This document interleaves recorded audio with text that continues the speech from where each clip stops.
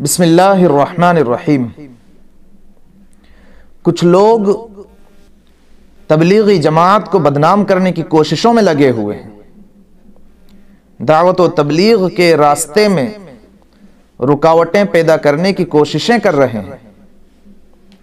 जमाते तबलीग को दहशतगर्द और आतंकवाद कह रहे हैं। हालांकि दावत व तबलीग की जमातें जहां जहां पहुंची हैं वहां वहां इन जमातों के पहुंचने से मस्जिदें आबाद हुई हैं, मस्जिदें वीरान होने से बची हैं, लोगों के ईमान आमाल महफूज रहे हैं। और जहां जमातें नहीं गईं, जहां ईमान की मेहनतें नहीं हुई, वहां मस्जिदें वीरान होती चली गईं, लोग ईमान से दूर हो गए।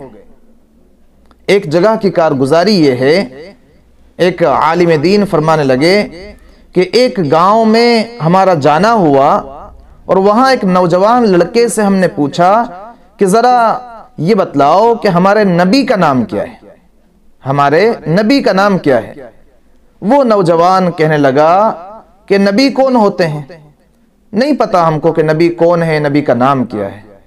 अल्लाहु अकबर।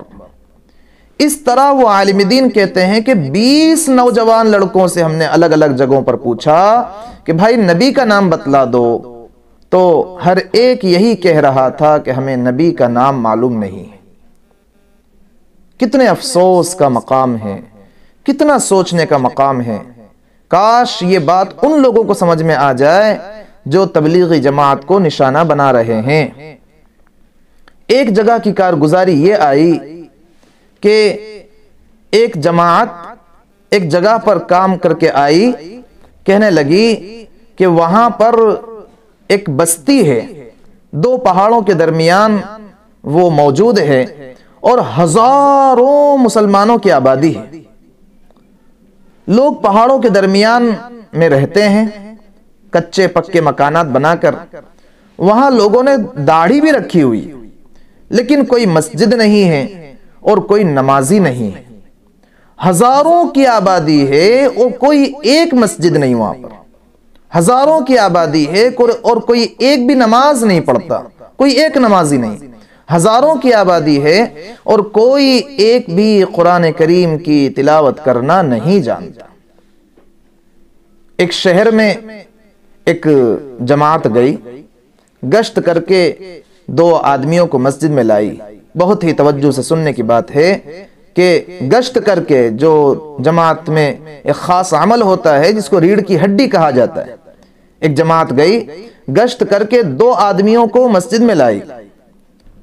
जब उससे ईमान और यकीन की बात हुई तो उनमें से एक आदमी ने ज़ारो क़तार रोना शुरू कर दिया। बहुत रोया, बहुत रोया, बहुत रोया।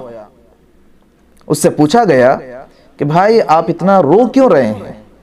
तो वो कहने लगा कि दरअसल बात यह है कि मैंने 40 साल पहले मस्जिद में कदम रखा था और 40 साल गुजर गए हैं। अब मस्जिद में दाखिल होने की तौफीक अल्लाह ने आप लोगों की मेहनत की बरकत से अता फरमाई।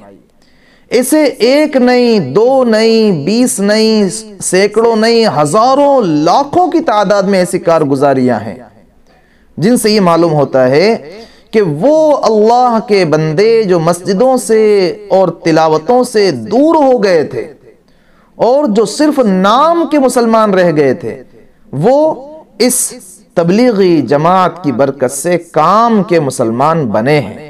अल्लाह तबारक व तआला सही तौर पर हमको तबलीग की मेहनत को समझने की तौफीक अता फरमाए और जो तबलीगी जमात को नहीं समझ पा रहे हैं, जिसकी वजह से तरह तरह के इल्ज़ामात लगा रहे हैं, अक़ीदों पर इल्ज़ाम लगा रहे हैं और उनके अमाल पर इल्ज़ाम लगा रहे हैं, अल्लाह उनको सही समझ अता फरमाए, हिदायत नसीब फरमाए। व आखिर दावाना अनिल हम्दुलिल्लाहि रब्बिल आलमीन।